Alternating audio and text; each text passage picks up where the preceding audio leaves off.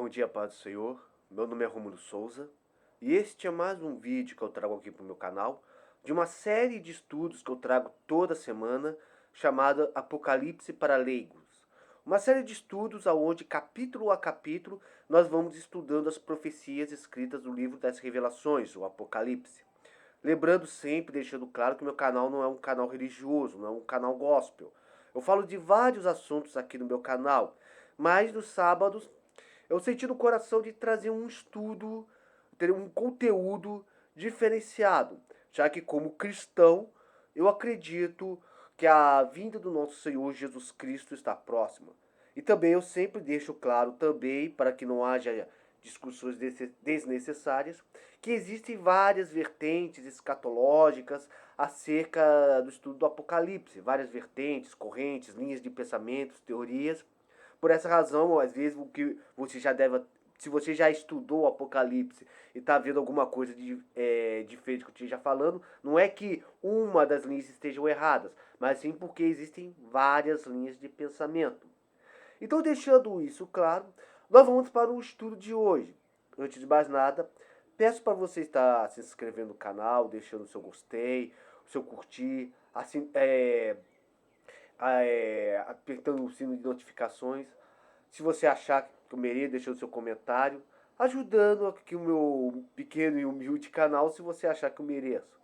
Então, sem mais delongas, vamos diretamente ao assunto de hoje. Hoje nós vamos estar lendo o Apocalipse capítulo 15. Nesse capítulo não tem muita coisa a falar, nós vamos focar mais no 16 hoje. Vamos tentar ler 2 capítulos, né? Se o tempo ajudar. Então está escrito aqui: os 7 anjos com as taças das últimas pragas. Né? E vi outro grande e admirável sinal do céu: 7 anjos que tinham as 7 últimas pragas, porque nelas é consumada a ira de Deus. Vamos lembrar que estamos no período.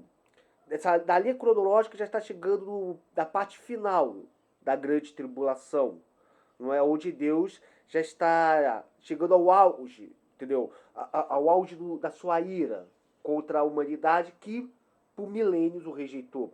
E viu um como o mar de vidro misturado com fogo, e também os que saíram vitoriosos da besta e da sua imagem e do seu sinal e o número do seu nome, que estavam junto no mar de vidro e tinham as harpas de Deus. Né? Esse negócio, esse mar de vidro, existem várias teorias do que significa esse mar, né?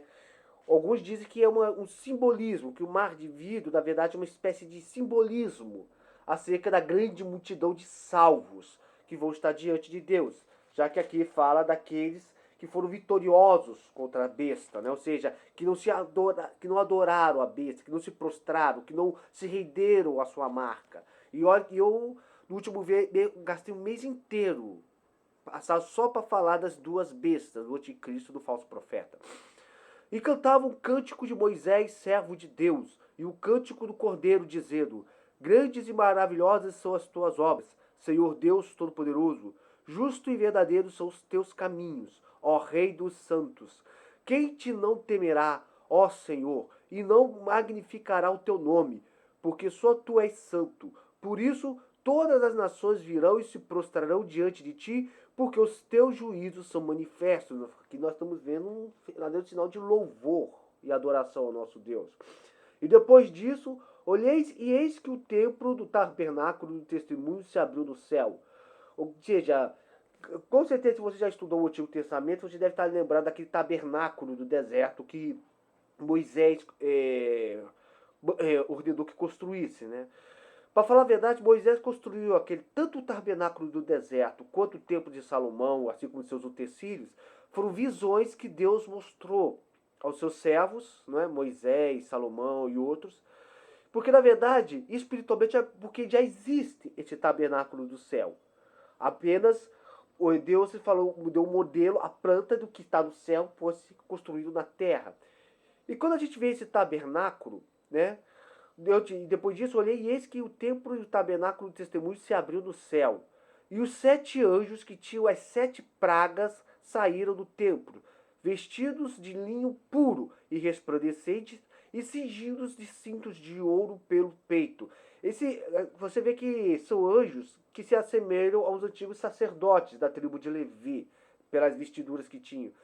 E um dos quatro animais, e a gente já viu esses animais, né? As quatro seres viventes, o leão, o homem, a águia e o boi. E um dos quatro animais deu aos 7 anjos 7 salvas de ouro, cheios da ira de Deus, que vive para todo sempre. E o templo, e quando fala salvas, muitas vezes está dizendo também taças, não é? Porque aqui as últimas pragas estão sendo comparada à taça da ira do Cordeiro de Deus. E o templo encheu-se com a fumaça da glória de Deus e do seu poder, e ninguém podia entrar no templo, até que se consumasse as 7 pragas dos 7 anjos. O interessante é que se você estudar a história de Salomão, Deus permitiu que Salomão construísse o templo, né, o famoso templo de Salomão em Jerusalém. Levou 4 anos para que aquele templo fosse construído. E no dia que o templo foi consagrado, segundo a história, Salomão estava oferecendo tantos sacrifícios que não só os sacerdotes, mas os levitas precisaram construir outros altares para fazer sacrifícios, porque o próprio altar que estava lá era pequeno demais para o número de sacrifícios. E na hora de consagrar o templo, a mesma fumaça que apareceu lá no templo, entendeu? A mesma fumaça que aparece aqui apareceu lá. E ninguém podia nem entrar nem sair, porque tamanho é o poder de Deus que ninguém consegue ficar de pé, velho. Dizem que quem olha para Deus diretamente acaba morrendo por causa do. Porque Deus é como um fogo consumidor. Para você ver que toda a criação está sujeita debaixo do seu poder. Então nós vamos ver, aqui já está terminando o capítulo 15, então nós vamos ver que Deus está preparando o seu juízo contra as nações. E o céu louva a Deus por causa disso. Agora vamos para o capítulo 16. Eu estou lendo rápido aqui porque para a gente pegar um embalo, né, velho? E ouvi vinda do templo uma grande voz que dizia aos 7 anjos: Ide derramai sobre a terra as 7 taças da ira de Deus. E foi o primeiro e derramou a sua taça sobre a terra. E fez-se uma chaga má e maligna dos homens, que tinham o sinal da besta e que adoravam a sua imagem. O interessante dessas 7 pragas, que você vai observar, é que elas lembram muito as pragas do Egito. Se você lembrar das 10 pragas que através de Moisés Deus derramou sobre o Egito, você vai lembrar que uma das pragas, os egípcios também ficaram com chagas malignas, tipo o que aconteceu aqui. Então podemos dizer que agora o Egito já não era somente aquela região da África onde o faraó governava. Podemos dizer que o Egito agora, debaixo com seus mistérios, sua idolatria, seu paganismo, agora é todo o planeta Terra.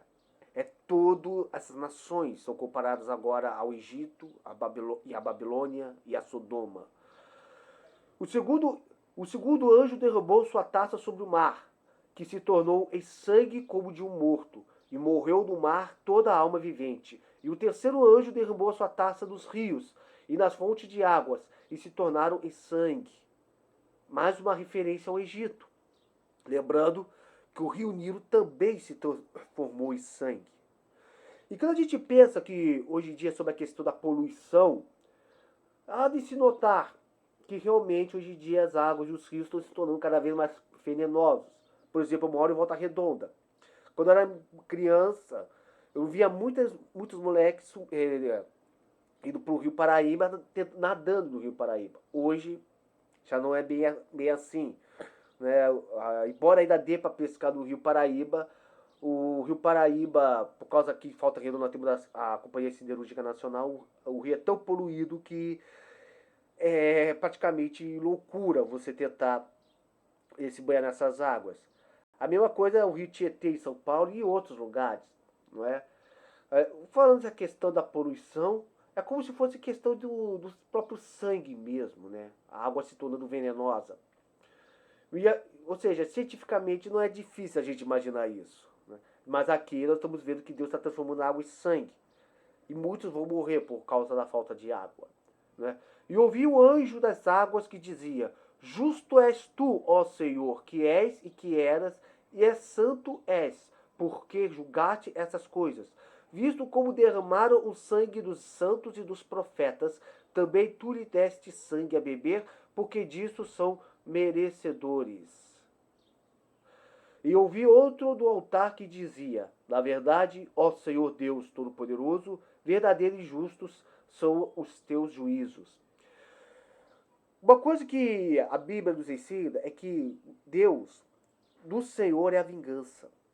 O homem não é permitido. Embora no Antigo Testamento tinha a lei do olho por olho, dente por dente, no Novo Testamento Jesus fala que nós devemos perdoar o nosso, aquele que nos ofende, amar nossos inimigos, fazer o bem a quem nos ofende. Não é? Deus não quer que ninguém carregue sentimentos de vingança, porque vingança, mágoa, são como venenos que você bebe esperando que a outra pessoa morra. Igual o caso que eu dou, por exemplo, o exemplo da morte do meu pai. Meu pai foi assassinado. O que eu ganho correndo atrás do homem que matou o meu pai? Se eu pegasse e o matasse, isso traria meu pai de volta? Não. Com certeza eu me igualaria ao assassino e tornaria tão assassino quanto o assassino de meu pai. Sem falar que isso ia gerar em mim, dentro, um sentimento de vazio existencial e espiritual, além de me afastar dos caminhos de Deus. Ou seja, eu seria tão pecador e ímpio quanto o homem que matou meu pai. Graças a Deus, o Senhor Jesus, ele limpa nossas feridas, transforma nossos corações. E no final, eu olho, quando eu penso no assassino do meu pai, eu vejo ele como um pobre diabo. Eu acabo até orando para que essa pessoa reconheça Jesus como seu Senhor e Salvador, porque eu sei o terrível destino que este homem terá se ele não se arrepender diante do Senhor. E Jesus uma vez falou: ai daquele que cair na mão do Deus vivo, melhor seria que não tivesse nascido. Por essa razão, toda a justiça é feita somente de Deus, porque Deus fará toda a vingança. Deus, ele é um Deus vingador. Ele é o auge da misericórdia, do amor, da graça, mas também é o auge da justiça, do juízo e da honra. E todos aqueles que desafiaram a Deus e fizeram mal aos seus escolhidos, por mais que Deus dê uma chance para eles se arrepender, em um determinado momento a ira de Deus cairá. E aqui nós estamos vendo isso. A gente vê que mataram os homens, os profetas de Deus, os servos, deram sangue para eles beberem. E agora Deus está dizendo: então vocês beberão sangue. É aquela história. Durante 2000 anos as pessoas desafiam a Deus. Não é? Mas quando chegar um dia do juízo, quem vai poder tirar a razão dele? Não é? O quarto anjo derrubou a sua taça sobre o sol, e foi-lhe permitido que abrasasse os homens com fogo. E os homens foram abrasados com grandes calores e blasfemaram o nome de Deus, que tem o poder sobre estas pragas, e não se arrependeram para lhe darem glória. Duas coisas interessantes. Primeiro, isso nos faz lembrar acerca do câncer de pele, não é, cara? De te lembrar que por causa da poluição, essa questão da camada de ozônio, e as pessoas têm que usar protetor de solar porque pode desenvolver câncer de pele. Isso até que faz uma referência, né? As pessoas serem queimadas pelo poder do sol. E a outra coisa, te vê que mais uma vez, uma coisa que eu sempre falo, que a grande tribulação, que depois do arrebatamento da igreja, o Espírito Santo vai junto. E a salvação será apenas para os judeus que precisam reconhecer Jesus como Messias.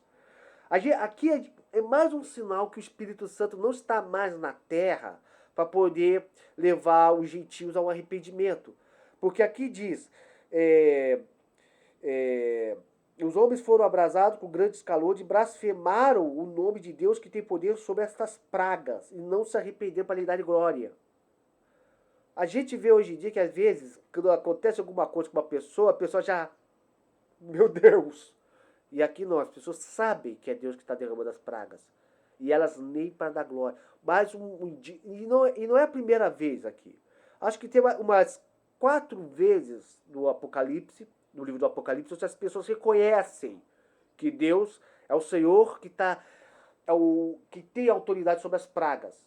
Eles até fogem, até temem, mas não se arrependem de suas feitiçarias, das suas mentiras, de seus assassinatos, e continuam a fazer coisas contra Deus e a blasfemar contra ele. E por causa das suas dores e por causa das suas chagas, blasfemaram do Deus do céu e não se arrependeram das suas obras. Uma continuação aqui do versículo anterior. E o sexto anjo derramou a sua taça sobre o grande rio Eufrates, e a sua água secou-se para que preparasse o caminho dos reis do Oriente. E da boca do dragão, e da boca da besta, e da boca do falso profeta, vi saírem 3 espíritos imundos semelhantes a rãs, porque são espíritos de demônios que fazem prodígios, aos quais vão ao encontro dos reis de todo o mundo para os congregar para a batalha daquele grande dia do Deus Todo-Poderoso. Aqui é uma coisa interessante. Uma das pragas é o rio Eufrates secar. Pô, mas isso é uma praga? No Antigo Testamento, o rio Eufrates servia como uma fronteira, até mesmo para a proteção de Israel. Porque para que um exército passasse, ele precisava passar o rio Eufrates.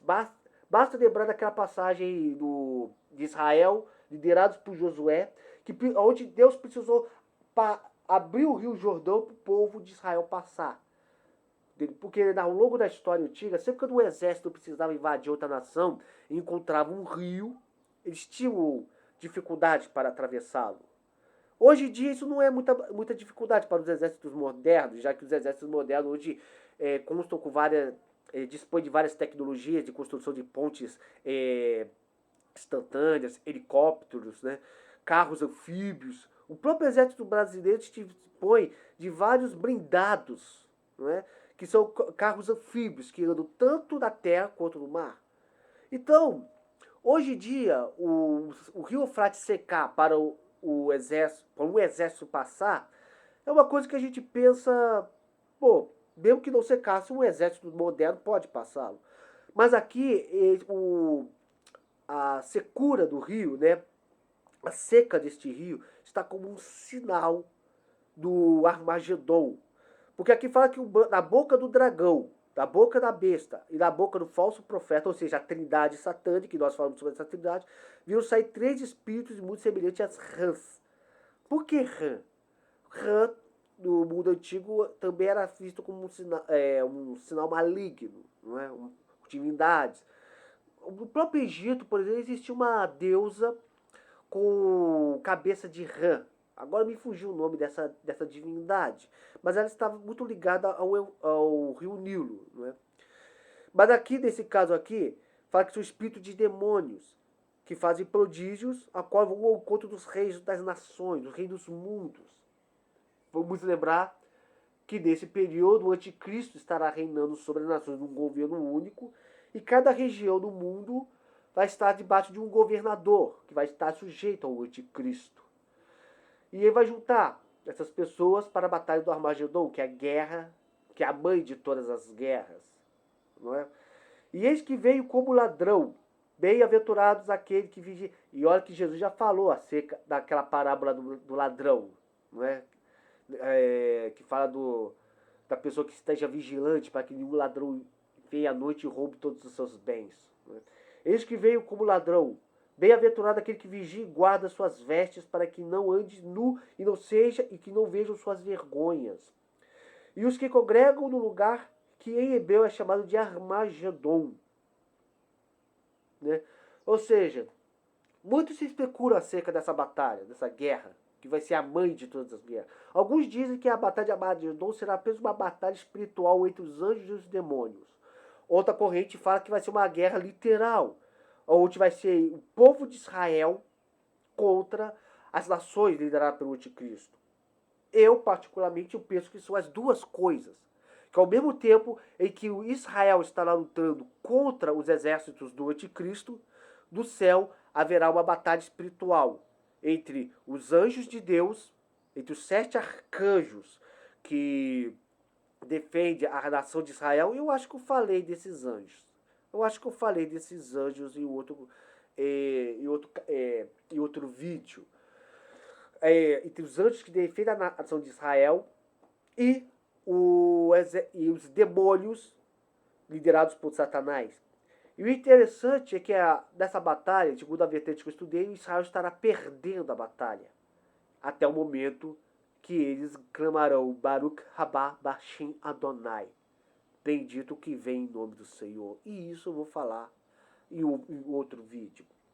E o sétimo anjo derramou a sua taça no ar, e saiu grande voz do templo, do céu e do trono, dizendo: está feito. Isso me lembra quando Jesus estava na cruz. Quando Jesus disse ao Pai: está consumado. E aqui agora a gente vê, eu penso que é o próprio Cristo falando às nações: está feito. E houve vozes e trovões e relâmpagos de um grande terremoto, como nunca tinha havido desde que há homens sobre a terra. Tal foi este tão grande terremoto. Aqui posso dizer que é Deus intervindo da luta, da guerra contra o anticristo. E as grandes cidades fenderam-se em 3 partes, e a cidade das nações caíram, e a grande Babilônia se lembrou. Lembrou-se. Caraca, velho. Essa tradução aqui é muito ruim, cara. E a grande cidade fendeu-se em 3 partes, e a cidade das nações caíram, e da grande Babilônia se lembrou Deus para lhe dar o cálice do vinho da indignação da sua ira. E toda a ilha fugiu, e os montes não se acharam. E sobre os homens caiu do céu uma grande saraiva, pedras e peso de 1 talento, e os homens blasfemaram de Deus por causa da praga da saraivada, porque a sua praga era muito grande. A batalha está acontecendo. Não é só a da região de Abagedon que está acontecendo essa batalha. Não existe só judeus no Vale de Meguido em Israel, mas eu penso que os judeus hoje estão em todos os lugares do mundo. E eu penso que ao mesmo tempo que a guerra do Abagedon estará acontecendo entre as nações do anticristo e o exército de Israel, no mesmo instante estará acontecendo uma grande perseguição e matança contra os judeus e contra todo o povo de Deus espalhado pelo mundo. Deus vai intervir. Israel estará perdendo a batalha. Israel clamará Baruch Rababashei Adonai. E Jesus virá ao socorro do seu povo. E aí nós vemos Deus agindo com terremotos tão devastadores que as cidades serão destruídas. Pode dizer adeus a Washington, Nova York, Rio de Janeiro, Brasília. Ah, Brasília, vai tarde Brasília. Paris, Hong Kong, as principais capitais do mundo. Podemos dizer que vai ser uma grande destruição. Dizem até que você vai ter um capítulo onde no Monte das Oliveiras, Jesus vai pisar no Monte das Oliveiras, o mesmo monte onde Jesus estava com seus discípulos na semana da Páscoa, e esse monte, de um grande terremoto, se dividirá em 2, formando um vale. De tão tamanho e terrível. Imagina a força desse terremoto. Vai abalar toda a crosta terrestre. É o que eu estou falando. Deus é o Deus de amor, de paz, é o Deus de graça, misericórdia, que sempre está disposto a dar uma nova chance. Mas Ele também é um Deus de justiça, de juízo, e que sempre vem em socorro daqueles que o clamam. Bem, hoje nós lemos somente, conseguimos ler 2 capítulos do Apocalipse. Vamos ver se até o final do ano eu consigo terminar esse estudo. Muito obrigado se você me acompanhou até aqui. Fique na paz. Que Deus esteja te abençoando nesse dia de hoje. Até, tchau e shalom.